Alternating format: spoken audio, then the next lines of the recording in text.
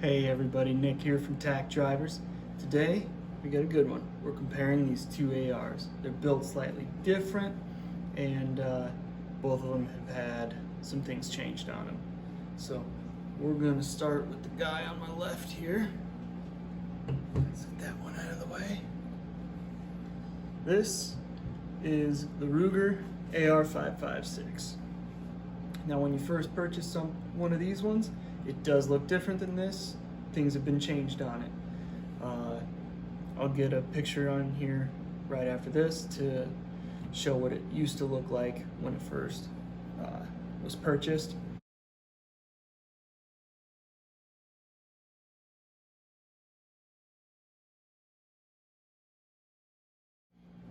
Big difference was the grip out here was just the plastic surrounding. It's been swapped out to a quad rail. The gas block was built into the post front sight and it just had a peep sight that popped up. Obviously a bipod has also been added, and the sight that we have on here is a fixed 3x magnification primary arms with a horseshoe reticle on it. It's also been swapped out back here to be able to take a sling there, and that's what's been changed on that. This has the 16-inch barrel. Both of these are chambered in 5.56, and so you know they should be fairly similar. So we're going to set this one off to the other side here and talk about this guy. This one, like I said, also chambered in 5.56. It's this is the Diamondback. It has a 16-inch barrel also. It's got an M-lock rail going all the way out close to the end of the barrel. A pit rail has been added to the bottom of this to take a grip, and that one is adjustable. You can have it in a couple different positions depending how you want to hold your hand, and it's got a rail up here on the top for laser or something would probably get in the way of the scope that's on there. Scope that's on there is a 3-to-12 magnification, 44mm. It's a Buckmaster by Sig Sauer. Obviously, where this one's got some more magnification, it's not going to put these two to an equal playing field. We'll probably just leave it in the 3 for a comparison of the two. But let's get out to the range. We've got to sight this in first, and then we'll do our stuff after that. But we're going to see what these guys do. We'll see you out there. All right, guys. First up is the Diamondback DB15 for the comparison. We went ahead and swapped out the foregrip for the bipod to help us out with sighting it in. I think we got it pretty good now, though. Out here at 100 yards, I've got a couple of gong targets, and at 50, I've got just your general sighting in targets. So let's see how it does.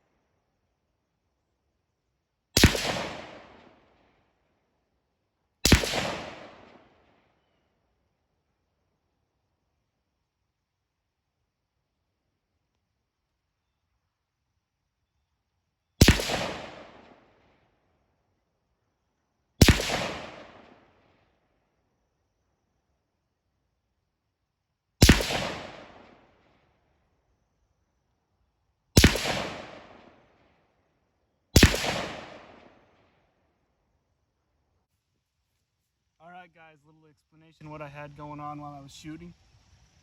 All this here, I was trying to hold as close to center as I could, and I was at the max magnification, so I was at 12. This pattern down here, I dumped it all the way down to 3 and tried to see how close I could get. It was sighted in for a left eye dominant person. I am right eye dominant, so it makes sense to be off a little bit like that. But now we're gonna see what it'll do at the gongs.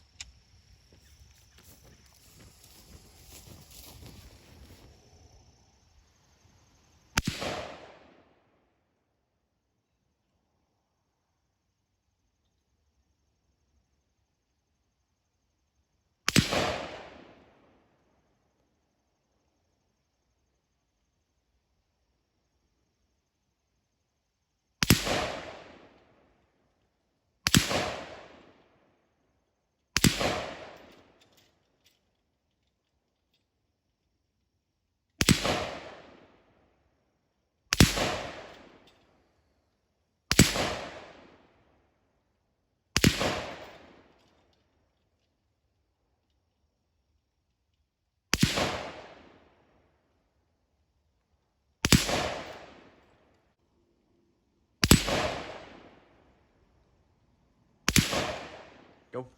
Alright guys, now it's time for the Ruger 556, and just to reiterate this here, this is fixed 3 times. It doesn't have very much magnification, not like the other one with a scope with up to 12.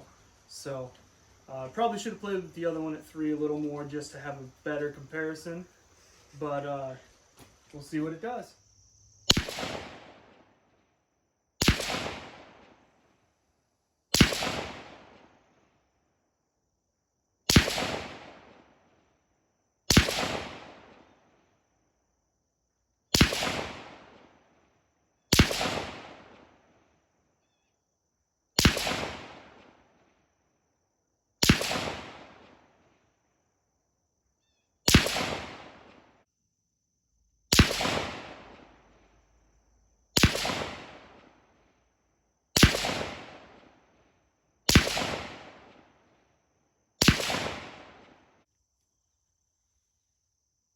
Well, even though that one's just fixed 3 times, I think it does all right. You know, I got a pretty decent pattern there, trying to hold center that whole time.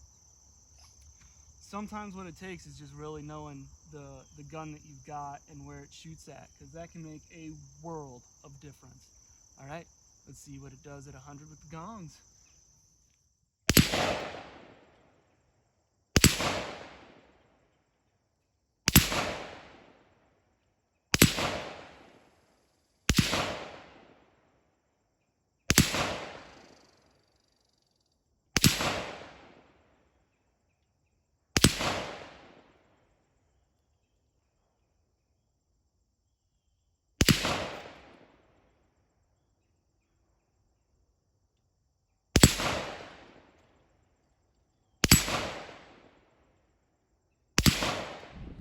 Guys, it sucks shooting in the cold. It's like 30-something degrees today, and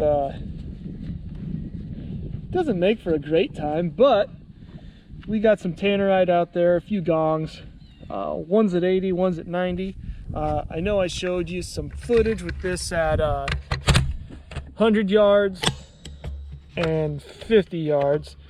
So we're gonna see how we do today against those other 2 distances, you know, see if we can hit anything.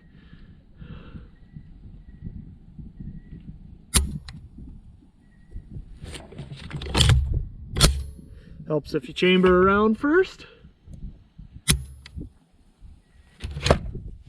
or get your mag all the way in.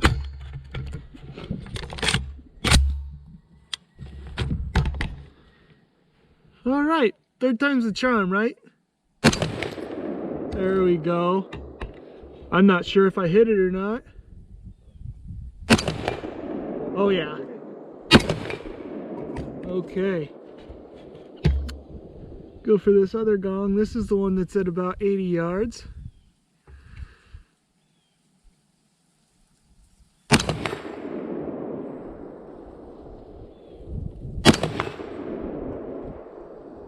I think I got a chain, but I'm not sure. So let's see if we can get some tannerite.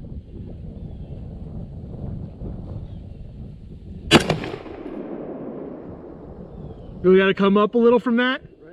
Just over the top of it, you got to come down.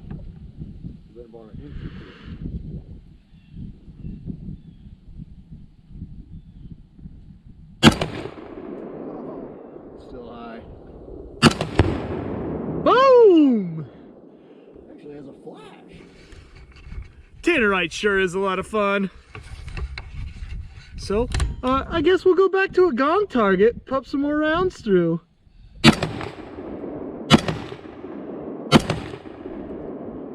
See if we can get that spinner. Whoops, I got it.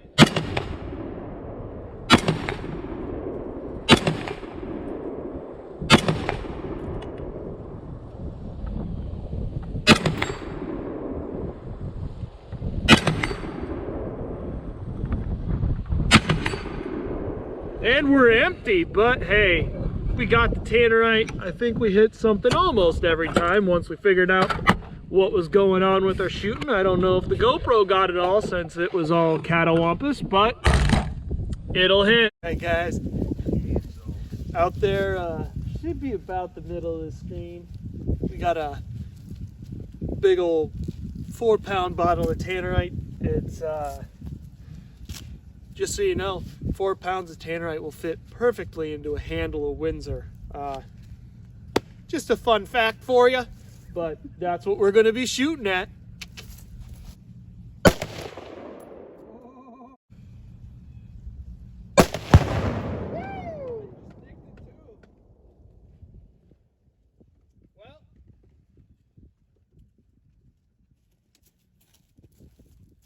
Not very fun when the second person up hits that thing, and it wasn't me.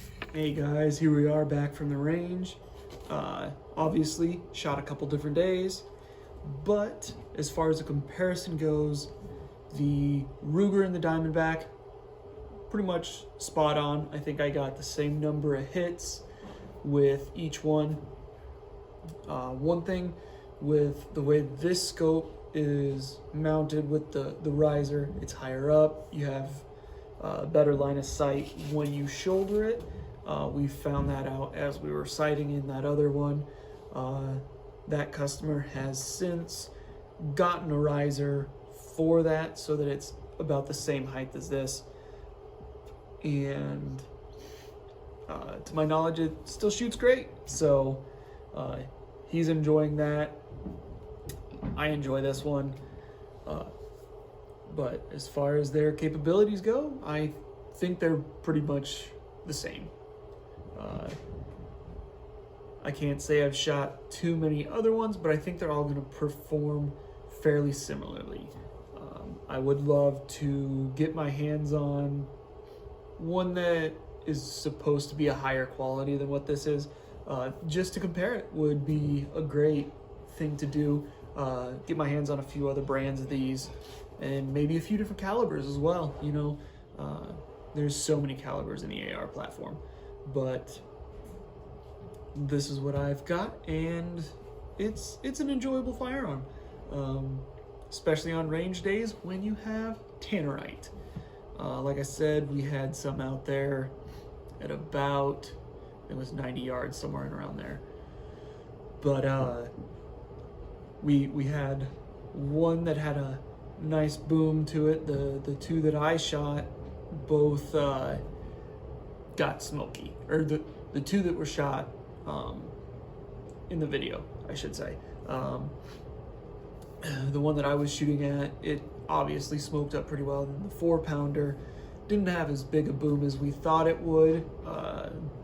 I'm led to believe it's got something to do with where the tannerite is hit at, and the sound that way. We think it was maybe hit closer to the neck of the bottle, and that's why it smoked the way it did. But yeah, all in all, it's great. You can definitely reach out there and touch some stuff at 100 yards. I've never really tried to shoot it much further than that. I have tried to shoot one at 200 yards, and I can't see well enough to do that. So it'd be great to get something with some better magnification than what this has, and maybe see what I can do at 200 yards. But other than that, I think that's all we've got. I do think at some point I'm going to try to do a video of disassembling for cleaning.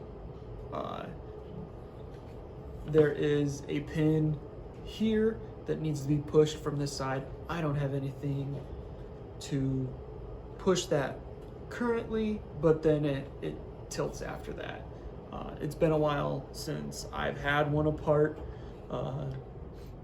This originally came with the post style front sight and pop-up rear sights, and that gas block was built into the post style sight. So I had all of that apart in order to put this gas block on the quad rail and then a different sight at that time. But they come apart fairly simple. They make some good toolkits out there to be able to do that, so you can customize them more yourself. And that's all we got. So I will see you guys next time. Hopefully you like this. Subscribe if you want, and you can find me on Facebook at Tack Drivers LLC, Instagram under Tack Drivers, Etsy is Tack Drivers LLC. I've got some shirts and stuff like that, but I've removed my logo from the shirts that I have, just so that, you know, if you don't want to go through Tack Drivers and get a firearm or something, you could at least have some Second Amendment apparel, you know. If I get it for myself, I'm probably gonna order stuff that has my logo, just so that to try to put my brand out there. But we'll see you next time. It's gonna be a good one. Thanks for watching.